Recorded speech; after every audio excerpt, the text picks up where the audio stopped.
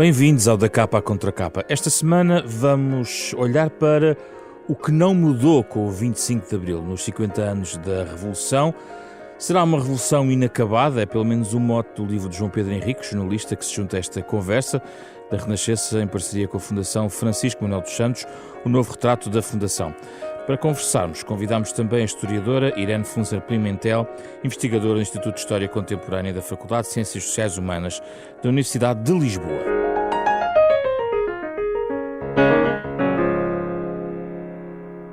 Bem-vindos, obrigado pela vossa presença. Viva. João Pedro, era suposto acabar muita coisa com o 25 de Abril, porque a Revolução é inacabada, porque prometeu acabar com alguma coisa que não conseguiu acabar? Não, prometeu, eu acho que prometeu. Embora, quer dizer, não tenho propriamente grande memória da altura, porque tinha 8 anos, mas sim, prometeu. E há componentes da sociedade portuguesa que permanecem imutáveis, que representam inércias culturais muito profundas e que continuam a ter efeitos concretos, não é? Isto não é só um problema filosófico da sociedade portuguesa, que há coisas que não mudam, não, é que tanto a componente do elitismo na política, tanto como a componente do machismo na justiça... São as duas componentes que tratas aqui no livro. São as duas componentes, sim, há outras. Sim, há também outras, podemos falar sobre outras. Há outras, mas são as que eu decidi estudar ou analisar com um bocadinho mais de profundidade, porque profissionalmente sinto-me mais à vontade com essas áreas. E o que acontece é que tudo isso, essas duas marcas da sociedade portuguesa, têm consequências concretas, ou seja, eu acho que há uma relação entre elitismo na classe política e desigualdade social, ou seja, há um problema de indiferença face aos problemas da desigualdade, não é? E isso causa que Portugal, não é só a única causa, mas é uma das causas para que Portugal seja um país profundamente desigual, e a estatística está feita mesmo no âmbito europeu, enquanto que o machismo na justiça continua a manifestar-se e causa desigualdade de género e causa outra coisa, é que as mulheres continuam a ser assassinadas como se não houvesse amanhã. Sim. E os números não baixam. Sim. São de facto dois temas que aqui levantas. Mas antes disso, professora Irene Pimentel, eu gostava de voltar ao ponto inicial, que é da promessa da Revolução. Porque há aqui um conjunto de situações que provavelmente não nasceram nos 48 anos anteriores. Por exemplo, a questão das elites, vamos começar por aqui. É uma coisa que vem de longe, como se dizia num anúncio antigo. Eu agora, quando estava a falar das promessas do 25 de Abril, eu acho que podemos partir dos 3 Ds, não é? Descolonizar, democratizar e desenvolver. E provavelmente o desenvolver é o que está mais recuado relativamente a essas promessas. Embora também tenha havido alguns aspectos que podem ter favorecido. Eu diria que, de facto, não podemos estar sempre a culpar ou a responsabilizar os 48 anos de ditadura, porque, apesar de tudo, já temos também 50 de democracia. Mas, evidentemente, que o lado das mentalidades é a mais terrível e é a mais difícil de ser mudada. Eu ainda há bocadinho estávamos a conversar que a questão do machismo, por exemplo, acho que tem a ver com o que se passou durante mais de 100 anos em Portugal, anteriormente, que é, por exemplo, o Código Civil Português, que dizia, basicamente, o homem é o chefe de família, ao qual a mulher deve obediência, e os filhos também. Ora, isto vinha no Código Napoleónico de 1867, houve um novo código em 1967 que não alterou nada disto. E quando chegámos ao 25 de Abril e um pouco depois do 25 de Abril, o código manteve-se, mas foi reformado de alto a baixo. Mas também foi reformado de cima a baixo. Digamos que não houve manifestações no sentido de baixo das mulheres e os homens em geral dizerem tem que se mudar o Código Civil. Não basta legislar. Foi a elite que fez, de mulheres, a Leonor Beleza, pronto, uma série, a Helena Guimarães, mas não basta as leis. Mas é verdade que as leis é fundamental. O que é que acontece? em 76, que é quando aquilo é reformado, nós tivemos as leis mais abertas e progressistas a nível europeu, era só comparar com França, não sei o quê, e por outro lado mantivemos uma mentalidade que ainda hoje estamos à beira do 8 de março, todos os anos sabemos que há aquele grande problema das mulheres trabalharem fora de casa e trabalharem não sei quantas horas também dentro de casa, muito mais do que os homens. Portanto, apesar da melhoria, quer dizer, não se compara o que acontecia em 24 de Abril. Não, isso eu acho que não hoje. Se compara. E também há aqui uns aspectos que quando a gente fala passaram da ditadura para a democracia e para os tempos atuais, temos que também ter alguns cuidados, porque, por exemplo, o elitismo, é verdade, continua. Isso não tenho dúvida nenhuma. E o elitismo, quanto a mim, não é muito focado, mas é talvez uma das principais características do salazarismo. E aí distingue-se bastante até do Mussolini e do A elite Hitler. governante, por exemplo, do Salazar, a elite governante são quase 50% doutorados. Quer dizer, eu contei a história do António Ferro, que não é ministro porque não é licenciado.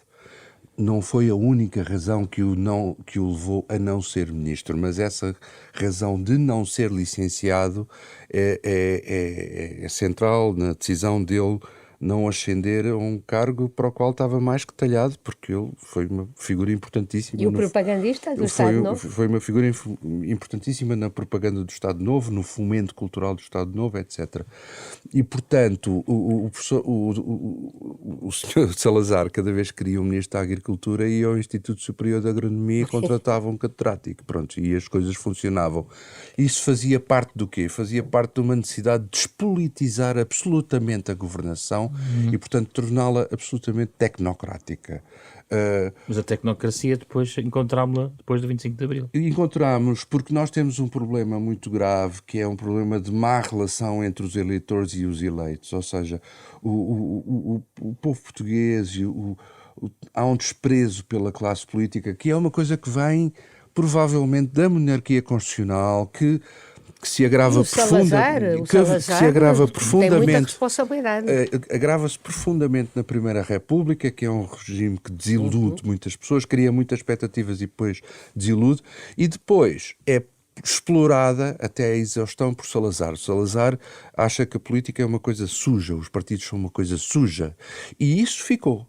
E, portanto, o elitismo da classe governante é uma coisa extraordinária, porque no 25 de Abril temos um corte a 100% na classe governante, na classe política, ou seja, quase ninguém que vem de antes sobra para depois, de um dia para o outro, e, no entanto, os modus operandi do recrutamento continuam. Nós temos também a característica de termos dois partidos centrais no poder de governação, que são o PS e o PSD, que, ao contrário de todos os seus congêneres europeus, não têm nenhuma base operária, nenhuma base trabalhista. O Partido Trabalhista inglês chama-se trabalhista, não é porque deu muito trabalho a fazer, é porque vem dos sindicatos, vem do mundo operário. O Partido Socialista Operário espanhol, o Partido Socialista italiano também teve essas características, os franceses, os nórdicos tiveram, e os nossos não. O nosso PS e o nosso PSD vieram da burguesia, funcionalismo público, profissões liberais, advogados, etc. Onde o PCP surge como uma exceção. O PCP, segundo... Quer dizer, eu concordo com... Apesar do seu líder histórico ser um intelectual...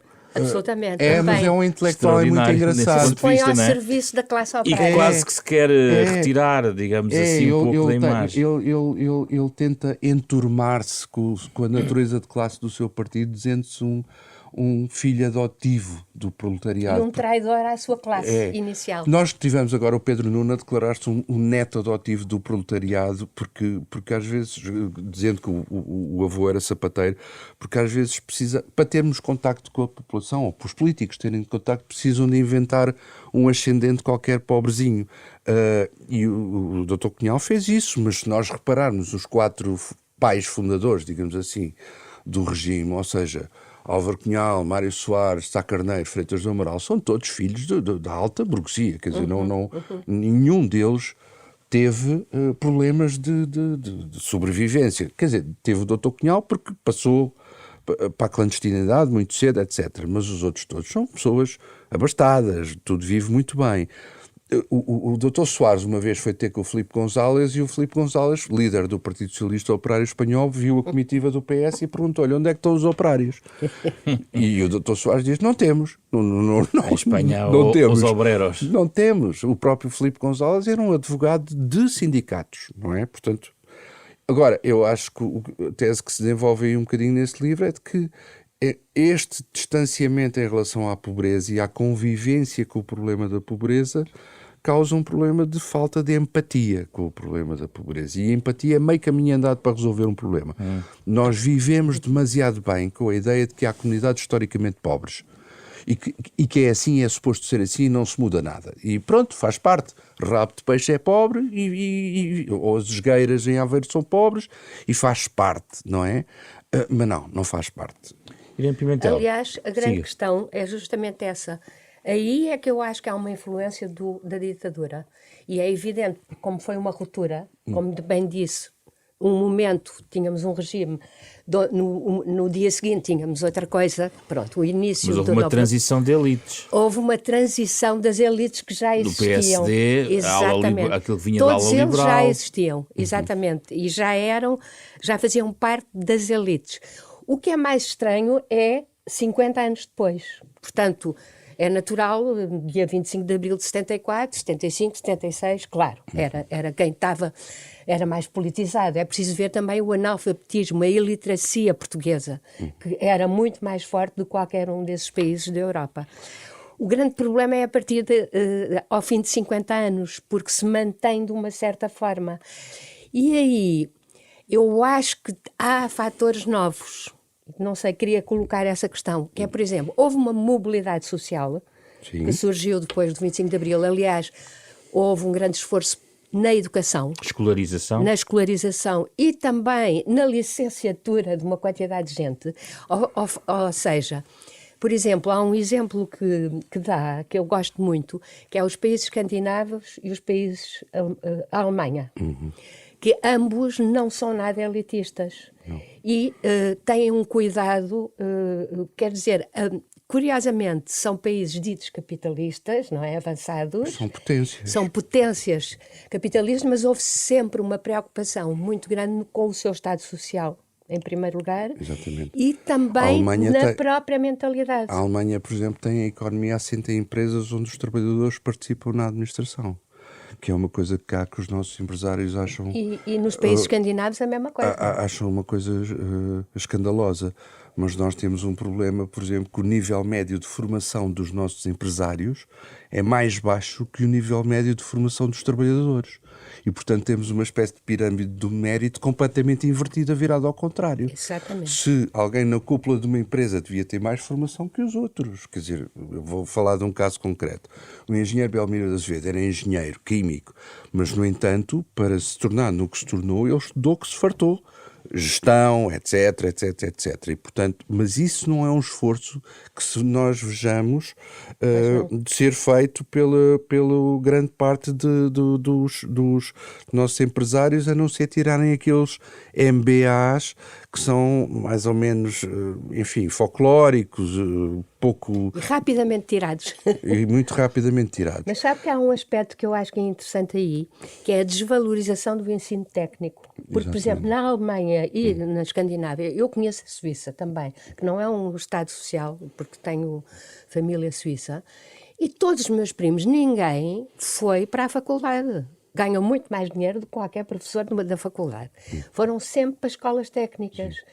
Aqui houve, portanto, uma desvalorização muito grande que tem a ver com o elitismo. No tempo da ditadura havia, de facto, ensino técnico, mas quem ia para lá era o filho do sapateiro, que ficaria, quando muito, um sapateiro mais técnico. Uma aristocracia da depois sapataria. do 25 de Abril, sobretudo nos anos 80 e 90, toda a gente queria ir para a universidade. E o ensino técnico foi desvalorizado por causa disso. Em vez de o valorizarem, que eu acho que é um dos problemas, e que aí, ao comparar com a Europa, a gente vê, em vez de ser valorizado, não... acaba-se com ele e vai tudo para a faculdade. Aí mudou. depois do 25 de Abril. Por isso é que também há quase todos os deputados são licenciados. São. O que não E significa acontece que haja grandes O conhecimentos. que acontece é que os partidos fornecem a Assembleia, mas os partidos já não fornecem tanto os governos. Não houve elevador social nos partidos? Não, nós não conhecemos, quer dizer, apesar de tudo, à medida que há uma certa proletarização do ensino superior, esse elevador, essa mobilidade aumenta, não é? Mas nós temos um problema de que os nossos primeiros ministros acham que o povo não gosta dos políticos e acham com alguma razão. Não sei se é um desamor justo ou injusto, não é relevante para o caso. E, portanto, formam governos não a partir dos partidos, não é? Mas muitas vezes a partir da universidade. O atual governo tem quase metade de independentes, não é? Nós ouvimos agora Luís Montenegro sempre a dizer nós vamos ter independentes. Tecnocratas, não é? E tecnocratas, como isso fosse uma fonte de legitimidade dele perante o eleitorado, porque o eleitorado não quer políticos de partido chamados carreiristas. Os carreiristas. E isso é salazarismo a funcionar a todo o gás, a todo vapor, não é? Porque isso é uma marca que vem de antes e continua. Aí há um lado populista do elitismo salazarista. Porque, exatamente, repara, por isso é que o populismo de extrema-direita, neste momento, cai tão bem também. Digamos que é uma coisa um bocado internacional. Mas digamos que aqui já tem o terreno lavrado, não é? Que é um ódio ao político. Eles é sempre o outro lado. Aliás, uma das coisas que eu acho muito interessante também no livro, que aliás quero dar os parabéns, gostei muitíssimo do livro, especialmente a parte do machismo na justiça, mas também a questão da justiça, porque acho que é um dos grandes problemas portugueses.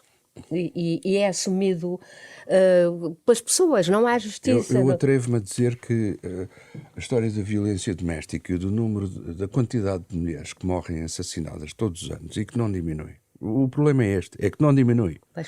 Quer dizer, umas vezes diminui, depois sobe, depois 10, mas a média... 7,8, 7,9... Não sei aqui. O ano passado morreram 22, foram assassinadas 22 mulheres. Grande parte dos homens que as mataram estavam, eu não vou dizer números, mas funcionam em ordem de grandeza, porque eu detesto números e se gostasse de números não era jornalista, não é? Mas grande parte dos homens que mataram essas mulheres estavam sinalizados como abusadores ou como homens violentos. Portanto, há várias mortes desnecessárias e isso continua, não é? Mas há aqui a questão da própria magistratura e a forma, os acórdãos, não é? O famoso, como é que é? A cotada do macho ibérico. A cotada do macho ibérico, a cotada do macho ibérico é um acórdão denunciado pela Teresa Beleza, é um acórdão feito por um juiz. Eu, pessoalmente, o que mais me espanta é um acórdão feito na relação do Porto por uma juíza chamada Eduarda Falcão. Eu não sei se a senhora ainda está entre nós ou não, não sei, que é um acórdão onde se explana uma ideia de vis grata. Vis grata é um conceito do Ovídio, que é um poeta romano muito frívolo, tem um poema muito bonito chamado A Arte de Amar, e a vis grata é o conceito de violência agradável, portanto, como se no trato sexual entre duas pessoas fosse necessária uma espécie de encenação em que o homem tem que ter um plus de violência e a mulher tem que ter... O ativo e a passiva. Tem que fingir que não. E, portanto, o que pode parecer uma violação, de facto não é uma violação e nessa medida é perdoado. Eu acho que... Na visão dessa juíza e desses juízes. Acho que apesar de tudo... É um caso único? Não, há vários casos de sentenças cavernícolas. O que há mais hoje em dia, apesar de tudo, essas sentenças, graças ao ativismo e à denúncia, esse teor dessas sentenças vai diminuindo. Eu aí aconselho vivamente um livro citado aí, que é Medusa no Palácio de Justiça, que é uma tese da professora Isabel Ventura sobre os tribunais portugueses e a violência sexual desde os Afonsinhos, ou antes dos Afonsinhos. Mas com mais mulheres nestas profissões... Isso é que é o grande isso problema. Muda? Não, quer dizer... terá tendência a mudar por alertas públicos. Até agora não mudou. Ou seja, as mulheres entraram na justiça. É muito interessante ver o decreto de junho de 74 que abre as magistraturas às mulheres, porque é um decreto com 900 caracteres. É uma coisa urgente. Percebe-se a urgência da medida. Metade de uma coluna de texto no Diário de Notícias dos dias de hoje. João Pedro Exatamente. É Henriques. uma coisa que não tem palavreado, não é aquela coisa muito retórica que nós gostamos nas leis portuguesas e na academia também. É uma enxuto. Coisa, é enxuto. E esses 900 caracteres incluem o preâmbulo, não é? A parte dispositiva ainda é menor. O João faz a transcrição do artigo aqui. eu também Cabe aqui tenho metade da página. Mostra a urgência, não é? Mostra a urgência e a eficácia. E o governar por decreto não é necessariamente. Assinado por 2 homens, Salgado Zenha e Palma Carlos. Era o que havia, digamos E o assim. Palma Das Carlos, elites. atenção Exatamente. que o Palma Carlos era marido da Helena Guimarães. Normalmente fala sempre Ok. das mulheres deles, não é? A Helena Guimarães é uma feminista, jurista, que teve uma grande influência na tal reforma do Código Civil. Ok. Não sabia, estou sempre a aprender. Mas o que aconteceu é que há estudos que provam que as mulheres tornaram-se maioritárias em vários setores da justiça, no Ministério Público, na magistratura judicial, na advocacia. Já vamos na 4ª ministra, já vamos na 2ª procuradora-geral, já vamos na 3ª bastonária da Ordem dos Advogados, Sim, 3ª ou ainda 4ª, agora, sim. e no entanto, houve um emular, copiar de certa forma o procedimento masculino. Foi uma forma de se adaptarem, das mulheres se adaptarem a um meio Houve novo. uma emancipação em relação a esse quadro. Não houve um viés feminino, digamos assim, Pois não. não houve uma valorização da condição feminina. E porquê? Eu acho que tem a ver também com o facto do feminismo não ter existido durante muito tempo em Portugal. Não havia movimentos feministas desde a Primeira República. Isso tem a ver depois também com todo o período da ditadura. Havia Mocidade Portuguesa Feminina, havia organizações estatais, não é, de mulheres, mas não houve a 2ª e a 3ª vaga feminista em Portugal. O movimento de libertação das mulheres foi muito maltratado logo a seguir ao 25 de Abril, era muito pequeno, e isso penso que tem uma influência muito grande. No que refere aqui também na tal neutralidade democrática que não é... Sim, que é uma neutralidade que segue a jurisprudência machista anterior. Basicamente aconteceu isso. Mas isso acontece em outros setores da vida portuguesa onde as mulheres começaram a entrar e que basicamente copiaram os homens como forma de se adaptar. Quer dizer, valoriza esta informação da fraqueza do movimento feminista. Aos poucos, isso vai mudando.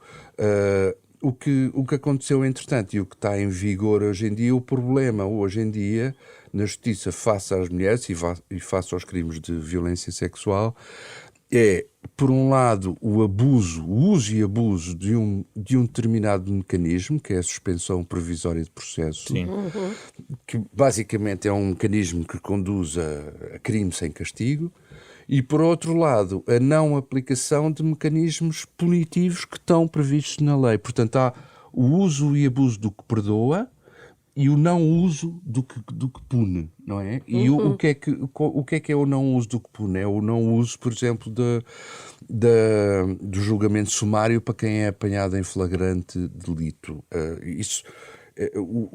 Os institutos estão lá na lei, os procedimentos estão lá na lei, mas depois há um corpo mental que abusa ou que não usa. Há aqui algo subjacente às duas reflexões, uma sobre a questão das desigualdades e outra também em relação à questão do feminismo, que é a ideia de falta de movimentos de baixo para cima. E da opinião pública. Que o João Pedro também sublinha no livro, a ideia de isso não mudou de 24 para 25 de Abril?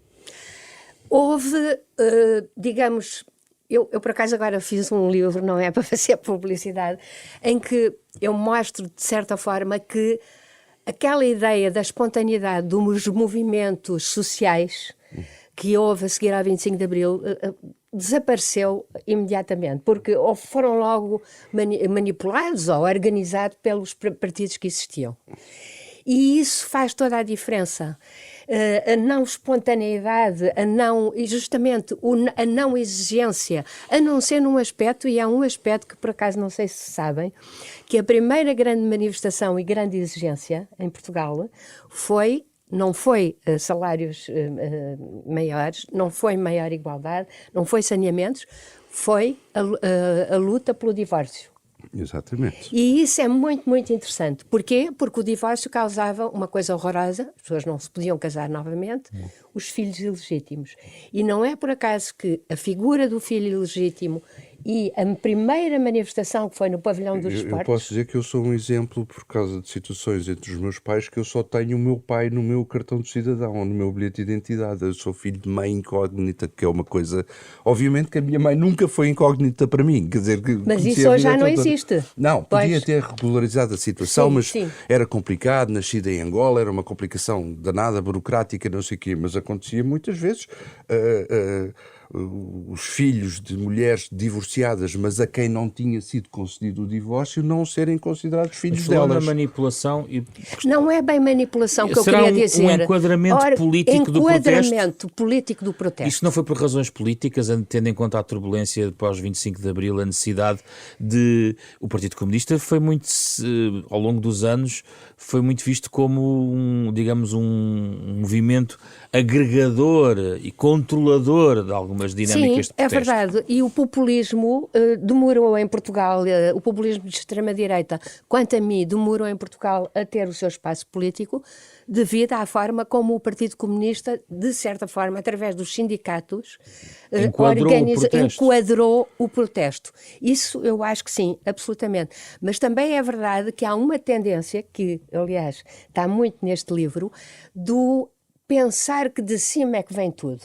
E isso já vem também do salazarismo. O salazarismo, há até a Maria Bell, uma feminista, que considera que o Salazar foi mais uma mãe do que até um pai. Pronto, eu acho que não sou muito adepta dessa figura, mas há um lado paternalista que existiu e que se manteve. Ainda hoje se vê muito isso, não é? Chove um bocadinho, o governo tem que fazer qualquer coisa. Exatamente. Para a agricultura. É a cultura do patrocínio. E a cultura do patrocínio, exatamente, que é uma coisa. Mas a cultura do patrocínio, do clientelismo e da cunha. Exatamente. Que foi. Eu acho que decorre da pobreza, ou seja... Decorre da pobreza. Decorre da e da ditadura também.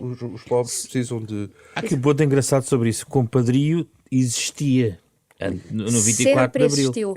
Sempre existiu, é uma marca e não deixou de existir. É uma marca. Eu, aliás, cito livro... há um estudo de Luís de Sousa, que é um especialista em corrupção, que é um estudo que ele ainda está em esboço sobre continuidades na corrupção da ditadura para a democracia, e essa é uma delas, os regimes de compadrio, de a cunha, etc. Isso faz parte. As pessoas acham que a cunha não é corrupção. Exatamente. Se for perguntar à maioria dos portugueses.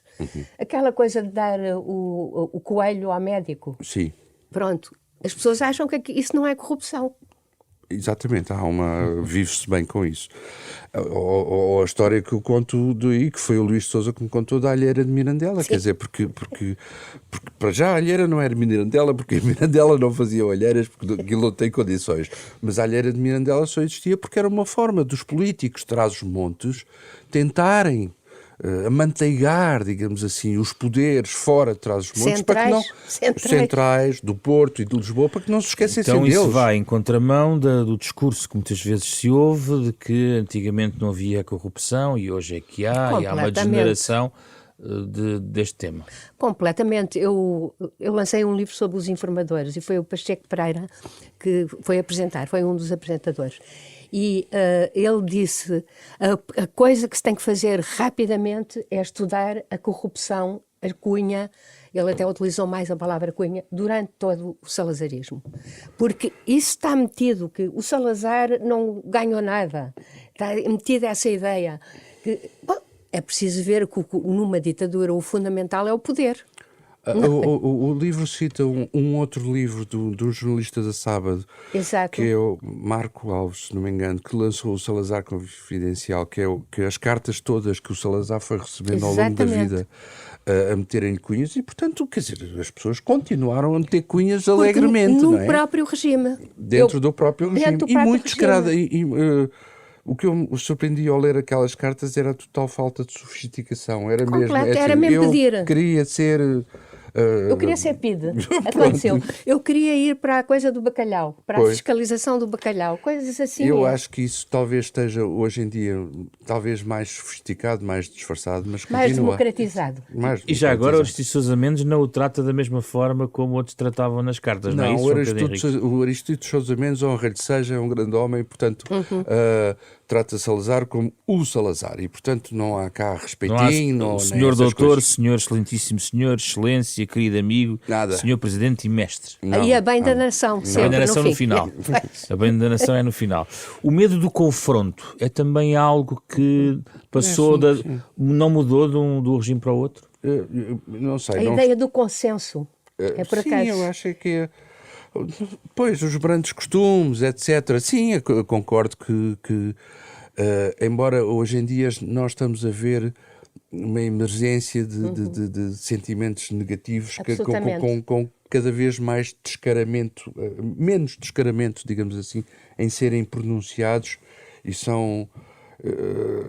eu não sou necessariamente... Dá-se opiniões racistas, homofóbicas, machistas, com o maior descaramento, como se isso fosse normal, como se isso fosse antigamente aceitável. Escondia-se. Como se fosse só liberdade de expressão, não é? Tem a ver com uma mudança geracional. Não há quase ninguém que tenha grande memória de tempos para trás, João. Exatamente. Eu também não me lembro quem foram os grandes heróis da Primeira República, sei lá. Quer dizer, eu sei que o senhor Almirante Reis foi, pronto, coitado, morreu, matou-se, mas é natural que 50 anos depois haja muitos miúdos que não saibam quem foi o capitão Salgueiro Maia. Não sei se a escola pode fazer alguma coisa por isso ou não. Devia fazer. Não sabem a diferença entre Marcelo Caetano e Marcelo Rebelo de Sousa. Pois, se calhar até deviam saber... Olha, nem sabem quem foi Marcelo Caetano. O Hotel Saraiva de Carvalho, quem foi? Sim. É um hotel, não é? Sim. Um hotel com esse nome. Pois, até deviam saber que se calhar o atual... E até sublinha as continuidades da ditadura para a democracia. É que se o atual presidente chama-se Marcelo, provavelmente isso decorre do último líder da ditadura, não é? Porque foi padrinho. Foi padrinho de casamento dos pais. Não... As elites. Mais uma vez, as elites. É verdade. Eu, por acaso, esse aspecto é terrível. Já agora posso só dizer uma coisa que eu acho muito interessante, que é um bocadinho voltar atrás, porque ele estuda muito bem a questão da própria justiça. Sim. O aparelho de justiça, agora independentemente de ser machista ou não machista, mas digamos, o próprio aparelho de justiça. E aí há efeitos perversos no 25 de Abril. Eu estive a ler a Constituição, a discussão da Constituinte relativamente à justiça. Já há uns tempos. É muito curioso, porque a grande reivindicação é precisamente a independência. Exatamente. E a inamobilidade dos... E a inimputabilidade. E a inimputabilidade e a irresponsabilidade. Isto porquê? Porque havia os tribunais plenários, cujos juízes eram escolhidos diretamente pelo governo, e, portanto, não havia independência nenhuma relativamente ao regime. Mas esse aspecto veio provocar, quanto a mim, um efeito perverso, não acha? Sim, acho isso está escrito. Acho que os juízes, a nova magistratura, digamos assim, saída do 25 de Abril, com essa necessidade suprema de afirmação de independência face ao regime político, não é? Que é uma afirmação que decorre da não independência antes do 25 de Abril, conduziu-a depois a fenómenos perversos, que é incapacidade total de autorregulação e de se avaliarem. Portanto, as avaliações dos juízes, dos e de outros... reconhecer a hierarquia lá dentro, sim, porque acho que agora coloca-se essa questão. Tanto no Ministério Público como na magistratura judicial, eu não sei em qual mais ou em qual menos, têm uma grande dificuldade em autoavaliarem-se propriamente, e isso decorre da tal afirmação da independência. Nós fazemos o que queremos e, portanto, ninguém entra aqui, não é? Se isso vai ser assim para sempre, era melhor que não. Mas eu acho que uma justiça... Permitam-me que diga uma coisa. Eu acho que a questão da violência doméstica, da violência sobre mulheres, é neste momento o nosso maior problema de segurança interna. Eu não digo isto sem ao de leve, digamos assim. É que é a razão autónoma de homicídio de pessoas maior em Portugal, não é? E isto é uma marca que não é assim bem nos outros países. Não é bem assim. É um bocadinho em Espanha. Em Espanha... Os países latinos, países de influência de Igreja Católica, etc., tem uma cultura machista forte, etc. Mas dizia eu que A segurança, o problema da segurança maior. dizia eu que já me ia esquecer do que é que estava a dizer. E, Não, portanto, que o problema de segurança maior tem a ver com... é um problema de segurança interna gravíssimo. E os não é a números não imigração. Ao Quer dizer, contrário do que se diz. os números não diminuem. O problema é isso. O problema é que podemos falar filosoficamente e eticamente a dizer o machismo é feio, o machismo é mau. Não, o machismo mata, morrem pessoas por causa disto. E, portanto, tem que se pôr um travão de qualquer forma. A última questão que aqui, Irene, tem a ver com as comparações com outras transições. Sim. Ou seja, o que é que aqui é especificamente mais, entre aspas, português e onde é que há transições semelhantes nestes pontos de vista ou noutros que queira sublinhar? O 25 de Abril é uma transição excepcional. Portanto, é a única que eu conheço no século XX que teve a ver com uma ruptura mesmo. Portanto, no dia 24 havia um regime, no dia 26, digamos, Sim, já havia outro regime. E através de um golpe de Estado militar que democratizou, ao contrário de não instaurou uma ditadura. Eu acho que esse aspecto tem alguma influência, portanto, ninguém agora, mesmo a extrema-direita, repara, mesmo os partidos mais à direita, se reivindicam muito do salazarismo. E, por exemplo, da censura. Não é a censura que querem repor. Querem repor outras coisas, não é? Eles já cresceram em democracia. Já cresceram em democracia, mas também porque é mal vista a ditadura, eu acho. Muito mais do que nos países em que foi negociada a transição, como por exemplo em Espanha. Bom, em Espanha também há o problema da guerra civil, que é completamente... Sim, o quadro é diferente, não é? Altera completamente tudo e eles quiseram, sobretudo, esquecer, não derrubar o regime totalmente, digamos. E aqui ele foi, de facto, durante um tempo, derrubado totalmente. Começou pela PIDE, exceto os tribunais. Os tribunais não houve Isso é muito interessante também, porque isso tem a ver. Por exemplo, houve saneamentos na academia, nas universidades, no Ministério dos Negócios Estrangeiros havia uma comissão de saneamentos, não é? E na Justiça, na magistratura, tirando-os dos tribunais plenários... Mas sabe que mesmo esses não? Mas eu não sei se foram deslocados para outros sítios, etc. Há um que foi deslocado para o Porto. Pois, um célebre... Não houve... E o novo regime... não quis que o anterior caísse todo, não tinha capacidade para... Porque não tinha as elites. Exatamente, não tinha capacidade Mas para... a questão dos militares, muitas transições são geridas por militares. Exato. Comparativamente com outros casos, como é que Portugal, digamos, se situa? Houve um saneamento muito importante de militares, logo a seguir ao 25 de Abril. E até do próprio Spínola, digamos que foi do MFA, da Comissão do Programa, e do próprio Spínola inicialmente. Aliás, isso foi muito analisado, por exemplo, pela CIA e pelos outros países europeus, com receio do que é que isso podia dar. Mas, ao mesmo tempo, ao fim de um tempo, as coisas foram-se esbatendo. Por exemplo, justiça de transição. Realmente os elementos da PIDE foram todos presos, ou a maior parte, aqueles que não fugiram. E foram, as pessoas não sabem, alvo de processos e julgados. Ora, hoje se perguntar ao grosso da população portuguesa, mesmo a que viveu, se houve um processo de justiça política em Portugal e de saneamento a esse nível, dizem que não. Mas não é verdadeiro, completamente verdadeiro. Ficou esquecido. O que é que acontece? Os tribunais militares é que passaram a julgar os elementos da PIDE. E os tribunais militares, assim como quem fez o 25 de Abril, tinham um relacionamento anterior com a PIDE. A PIDE era o Serviço de Informações das Forças Armadas nos terrenos de guerra colonial. E isso também teve a ver com isso. Os militares também incorporaram as várias tensões. Há pouco falávamos aqui do PCP, que incorporou um bocado o protesto. Absolutamente. E os militares também incorporaram, ajudaram a incorporar. Os militares do grupo dos NOP, só falar antes do Melo Antunes, se não me engano, por exemplo, a PIDE em Angola demorou a ser extinta. Quer dizer, demorou umas semanas. Os próprios militares não queriam que... O Costa Gomes exigiu ao MFA e o MFA concordou que, enquanto durasse a guerra nas colónias, a PIDE, DGS, seria remodelada e ficava com o nome de Serviço de Informações Militares. Depois, a própria realidade fez com que isso não fosse possível. Mas aconteceu em Angola, de facto. Exatamente. Não na Guiné e em Moçambique também não. Mas houve essa validade, exatamente. Isso é muito importante também. Portanto, há aspectos que vieram... O 25 de Abril, para já, houve várias agendas. Há sempre, não é? Quando há uma ruptura. Já tinha havido Dentro com o dos 28 de militares maio. havia várias agendas. Havia várias agendas. No próprio 25 do de Abril. MFA não batia com a agenda do general Spínola. Do Spínola, claro que não. E depois, o que é que acontece? Mas aqui já estamos a sair, eu não quero sair muito do livro. Não, mas isso tem a ver, porque isso é uma revolução sempre inacabada. Isto nunca se vai acabar. Todas as revoluções são inacabadas. Não é? Isso é uma das coisas que eu acho que se deve dizer.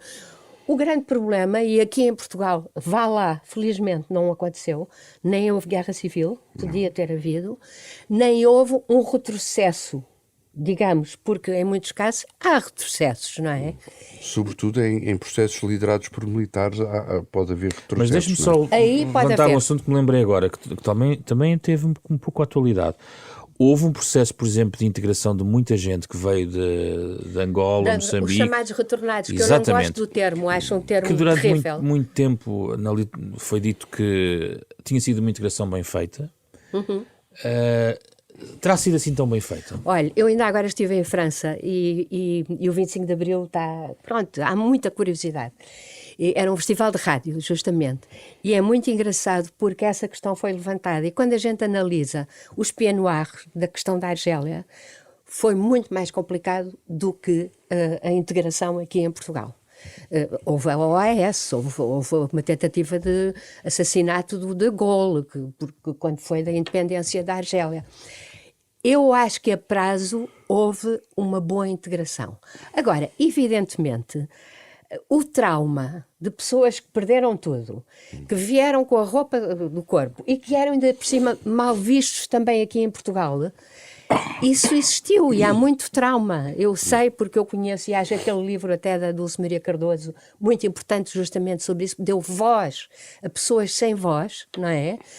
Mas ao mesmo tempo, se nós virmos tudo, é porque foram quase 800 mil pessoas que foram integradas. Acho que há vários níveis. Eu nasci em Angola e vim para cá em 74 com os meus pais. A minha mãe, quando veio em 74, tinha quase 50 anos. Ela tinha nascido em Moçambique e depois viveu em Angola. Na prática, ela veio emigrar para um país que não era o dela. Este país não era o dela. Este país, este Portugal, a metrópole, como se dizia. Não houve retorno. Ela conhecia isto, vi cá nas férias, mas passou 50 anos em África e, portanto, houve muitas situações assim em que, por isso, simplesmente, as pessoas voltaram a um sítio onde nunca estiveram, tornaram-se imigrantes no seu próprio país. Não se pode crer que, acho eu, que 100% da integração corresse bem. Claro. Apesar de tudo, eu acho que tinha todas as condições para correr muito mal. Muito mal, exatamente. E não correu. E pronto. Integraram-se nas elites também. E as elites comerciais, muitas vezes. A nível comercial, e depois houve uma iniciativa muito grande também das pessoas que voltaram, não é? Sim. E eu acho que isso é um aspecto... Já agora... Posso sugerir Diga. para um futuro livro? Há várias continuidades. Há muitas várias continuidades. continuidades. Porque nós estamos na Rádio Renascença, o peso da Igreja Católica é um deles. Exatamente. Uma certa macrocefalia da bola, ou seja, o peso do futebol no debate público aumentou brutalmente. Eu acho que, por exemplo, antes do 25 de Abril, o retrato que eu tenho a partir de amigos que são de antes do 25 de Abril é que o futebol era um tema de escape porque havia censura e as pessoas não podiam discutir política, portanto, muitas vezes até era uma metáfora. E o futebol. Muitas vezes até era uma metáfora, não é? E os jornalistas desportivos usavam isso muito bem, alguns. Mas o futebol como fator de alienação continua pesadíssimo e já gerou, pelo menos, um líder político. Esses dois temas são continuidades evidentes em relação ao que se passou antes. Aspecto, sabe qual é? De continuidade, porque não foi tratado, o trauma da guerra colonial, que é o grande tabu português.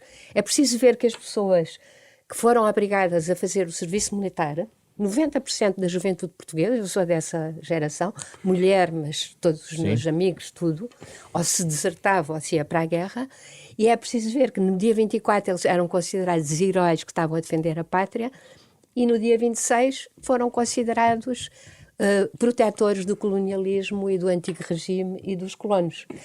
E isto tudo fez com que houvesse um silêncio sepulcral nas próprias pessoas, que já têm também traumas pós-traumáticos, portanto, o stress pós-traumático da guerra, e ainda por cima não meteram cá para fora. Talvez agora estejam a falar mais com os netos e bisnetos, não é? Agora, com os filhos, parece que não falaram. E isso eu acho que algo... o país, face a essas coisas, está calmamente à espera que essas pessoas morram. Porque está à espera, resolve os problemas pela extinção da causa original, digamos Mas assim. é um erro. Isso é um erro, porque depois vem nós não a galope. temos aquela filosofia um bocadinho belicista. Por exemplo, os espanhóis continuam a discutir a guerra civil. Já não há... Haverá pessoas ainda sobreviventes da Guerra Civil? Sim, haverá, mas é difícil. Foi nos anos 30, estamos em 2023. E isto é uma coisa que vem de trás, esta ideia do esperar que a coisa passe? Completamente. O Salazar era assim que funcionava. Recebia um ultimato, por exemplo, até do nazismo, não vou agora dar esse exemplo, e o que era, por exemplo, repatriar certos judeus portugueses que estavam em territórios ocupados, e como é que o Salazar resolveu a questão? Demorando a responder.